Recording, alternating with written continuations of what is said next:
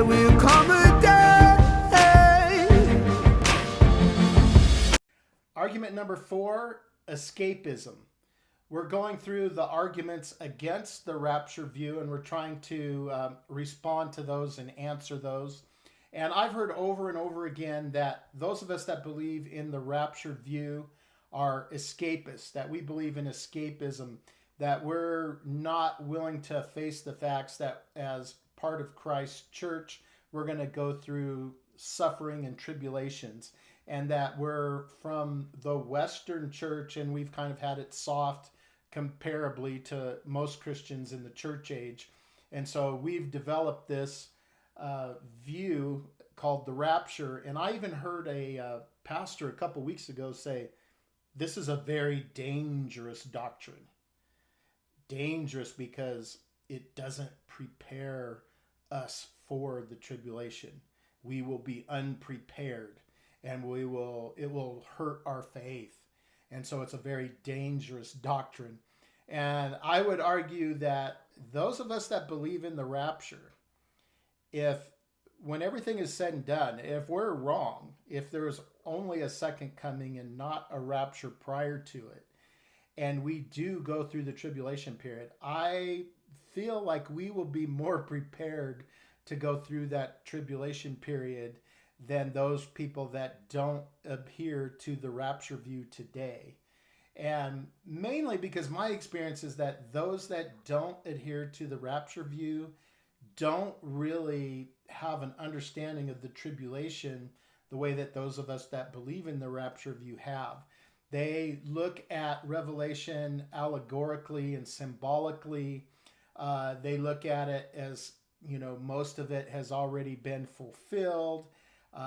They don't read the dispensationalism into prophecy, where God is going to finish his work with the nation of Israel, and that there's this specific 7-year period of time. They tend to look at it as just like, as we get near the end, there's going to be a ramping up of persecution. And I don't think they have a really good understanding of it. So I could turn that around and say, not preaching the rapture view is dangerous because it will have you not prepared for what really is going to happen. And so I would turn that argument around a little bit and say, I feel like we'll be more prepared. It's interesting. I hear a lot of people that are kind of mocking the rapture view today and making jokes. And that's okay. I'm okay with that. Jesus got mocked a lot, and hey, if I'm wrong, I probably deserve being mocked a little bit for not really understanding God's word the way I should. But in either case, I hear not a sincerity about what is going to occur. And so with the second coming, they still kind of have this imminent view of his coming the way we do at the rapture. They kind of discount what the Apostle Paul says in 2 Thessalonians chapter 2, that you're not in the end times. You're not in the full persecution. You're not in the tribulation. You're not experiencing the day of the Lord until the son of perdition is revealed, until whatever's constraining him, probably the spirit in the church, is pulled away and evil becomes unrestrained. You're not there yet. I believe the Apostle Paul was basically making a point. You're not in the tribulation yet, and so therefore the persecutions and the trials you're suffering right now don't rise to that level. Even though they are real, they don't rise to the level of the tribulation, and therefore don't worry about it. You haven't missed the rapture, and you haven't missed being changed in the moment, in the twinkling of an eye, and the resurrection of your loved ones at the same time. You haven't missed that. And so people today are just saying, well, the second coming could be at any time. But that's not true when you read the scriptures.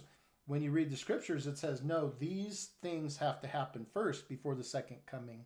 The second coming itself is not imminent.